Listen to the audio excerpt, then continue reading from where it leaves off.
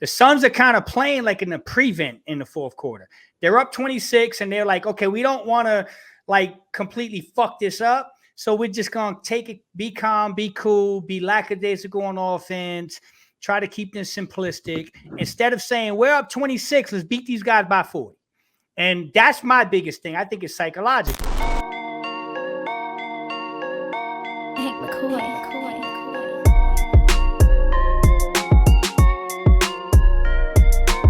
We brought it up at the beginning of the show. I didn't want to get into it to start. I thought we needed some positive vibes, which is usually counterculture to what I am. But, I want to get into it. Fourth quarter. I look at the Suns, and I go, okay, what do Plaxico Burress and the Suns in the fourth quarter have in common? They love to shoot themselves, baby. Self-inflicted wound. Hey, I know Plaxico, bro. Did he not do that? I'm just saying. He did. I hope Plax ain't watching. Plax, I love you, dog. I have nothing against Don't blame Plaxico me for Burress. this guy to the top left. Shoot himself in his leg with his own gun. I get it, right? I get that they didn't collapse fully tonight, but they were up 27 in the third, and this game, you puckered a little bit in the fourth. I mean, I know I'm not the only one. Gerald, we've talked about it, is this a pattern when it comes to the fourth? It's a pattern. It's concerning. It's not something I expect to continue lasting, but I've said that for a couple weeks. I do feel like there was a little bit of a hiccup in between with Bradley Beal taking the shot to the nose. The last two games, he hasn't been Bradley Beal. Tonight, he looked more like Bradley Beal. Nurk wasn't there last game, so you can make excuses. I think tonight the zone was what threw them off a little bit. And I thought they got good looks for the most part. They kept the turnovers low throughout the game. They had a couple in that fourth quarter that led to some Heat breakaway points, but I just feel like it's a mental block at this point. It's one of those things where they miss a few shots and that feeling of, oh no, here we go again, kind of creeps in, and it impacts how they're executing, how they're shooting, how they're defending, and other teams can pick up on that. They can sense it, and especially on the road, a home crowd can get behind that too, and it makes it that much harder to get stops, to make those buckets, to silence a crowd. It just feels like something that continues to snowball, and I'm not really sure how you fix it. A lot of people are pointing to it's a coaching thing. I don't know what you do coaching wise. Like, he brought Booker in 2 minutes into his rest in the fourth quarter because it was already starting to snowball. It was an 8-0 run in those 2 minutes. So he brought Booker in to try to stabilize it. I don't know what else you're supposed to do when you have your three best players on the court to try and stem the tide there. So it's just one of these mental hurdles they're going to have to overcome. And you hope that with more cracks at it, with more reps together, it'll finally start to fix itself. But I do think there's something to play Devin Booker the whole first quarter, normal first half rotation. Second half, maybe pull him a couple of minutes before the end of the third, put him in to start the fourth so that you don't spot your opponent 6 to 10 quick points like they've been doing. I think there's a couple things that are at play here. Again, in this particular game, the zone, yes, it threw them off. But the funny thing about the zone is when players see the zone, they just think, oh, okay, let's just pass it along the perimeter.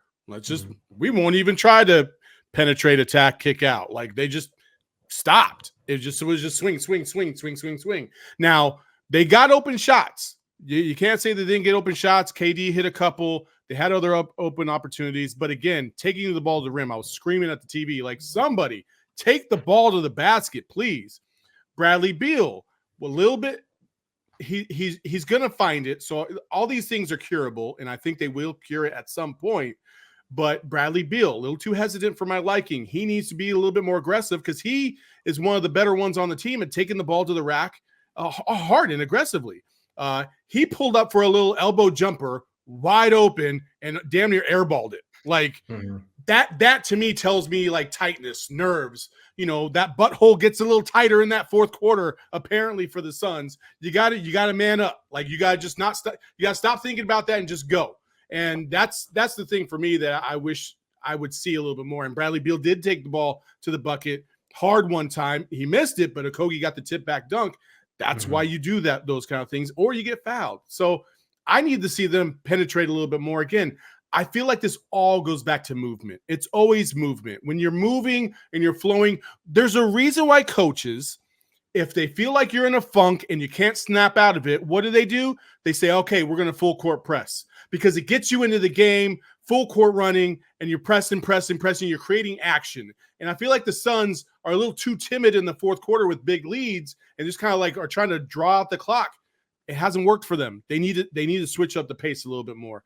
Stay aggressive. Flex, you're muted. Sorry, my brother. By the way, if you want to see the dog, if you want to see the dog, hit the like button. We got 715 people in here.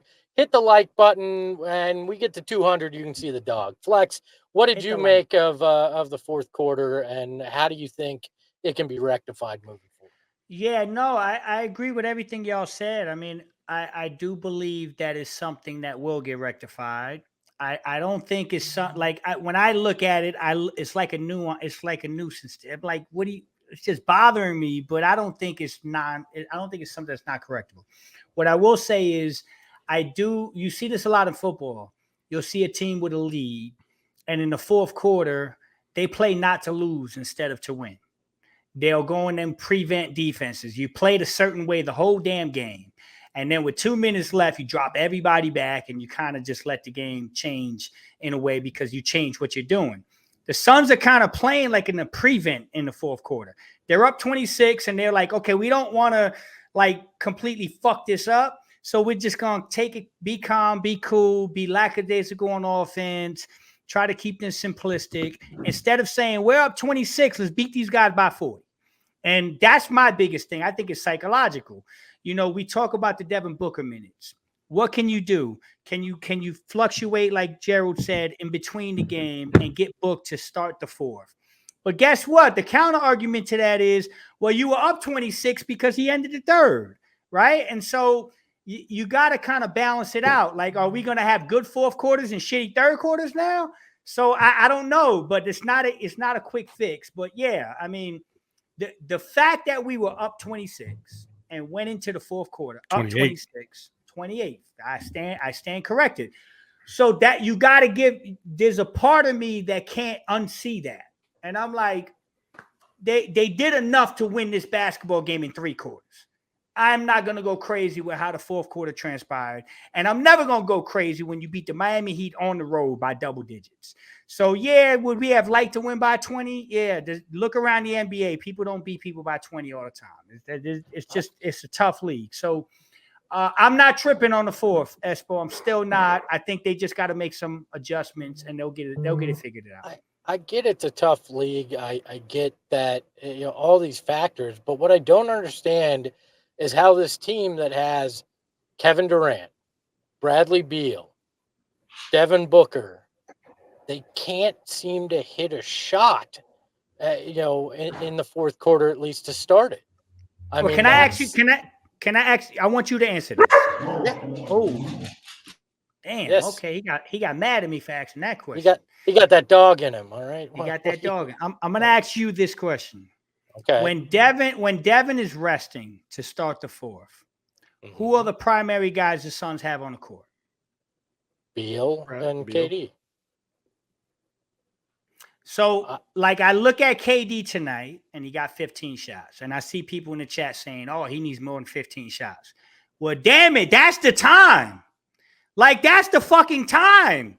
Devin's on the bench. Look at the dog. My guy. Salute. To me, that's where my problem is. I'm saying if Devin's on the bench and you got 5-6 minutes of Brad Beal and Kevin Durant, this is the time for Kevin to go bang.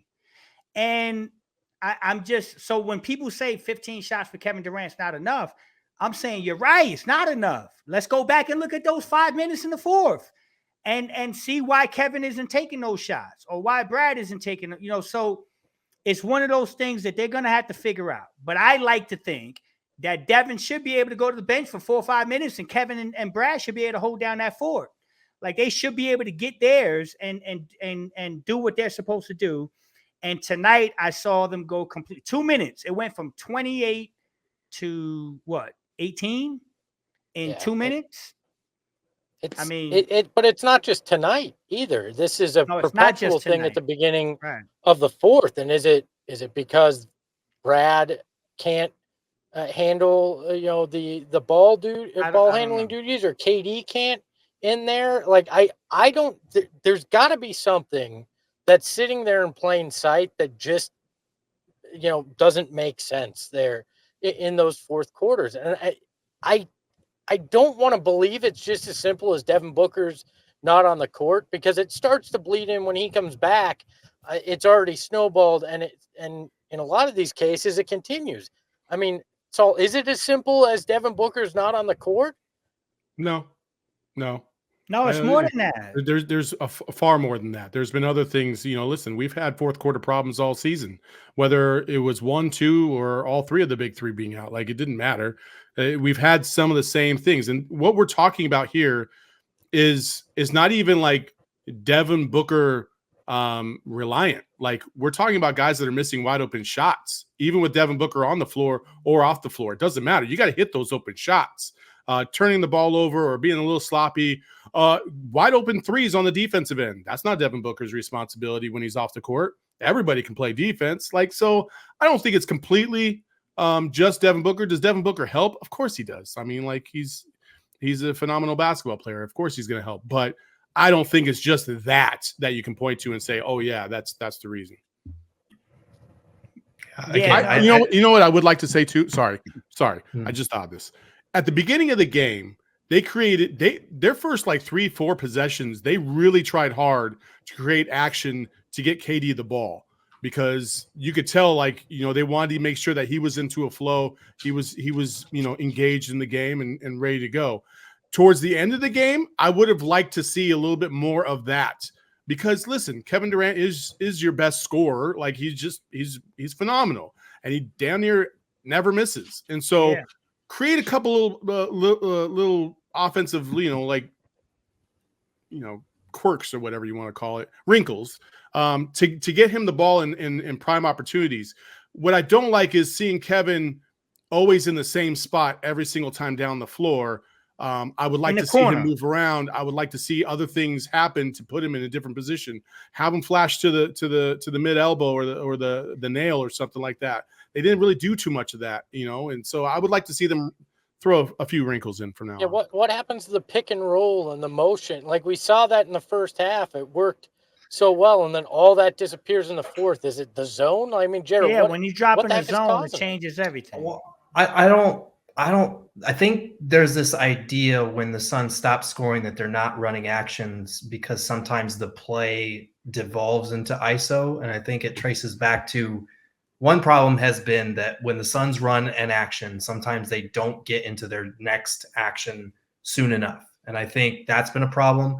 I think the fact that they were in a zone threw them off, because I think in recent games they had done a little bit better job of getting into their second actions, but against a zone, that's going to change the equation a little bit. And I do think, like, as basketball fans, we tend to sometimes judge possessions by the emotion of the game at that time and by makes or misses, because a lot of times the shots that they're creating in the first half or the first 3 quarters are designed to get one of these guys an advantageous ISO or a position where they can attack. And it looks like it's one-on-one, but everything that led up to that is designed to get them to attack a certain player or from a certain position. Those things are still happening in the fourth, but when the shots aren't falling, it's a lot easier to look at it and say, okay, well, they didn't run enough. And I think tonight against the zone, they did not, because again, it's a zone. And I think that totally threw them off out there. But this kind of also goes hand in hand with, I feel like this team still needs a backup point guard, because in those fourth quarter minutes when Booker's not out there, like, Beal is supposed to be that guy. And sometimes he's good at being that guy, but he is more of a secondary creator at this point. And I think so is Kevin Durant. I think if you want to get those two guys especially going, get them good looks, make sure that the misses don't snowball to start the fourth, a backup point guard to put those guys in better positions would be really beneficial there. That's kind of the biggest thing I see. It's not that the Suns don't run offense, it's that their actions devolve too quickly, and they've got that mental block, man. They got to make some shots, and suddenly nobody's going to be talking about how much they're moving on offense or whatever.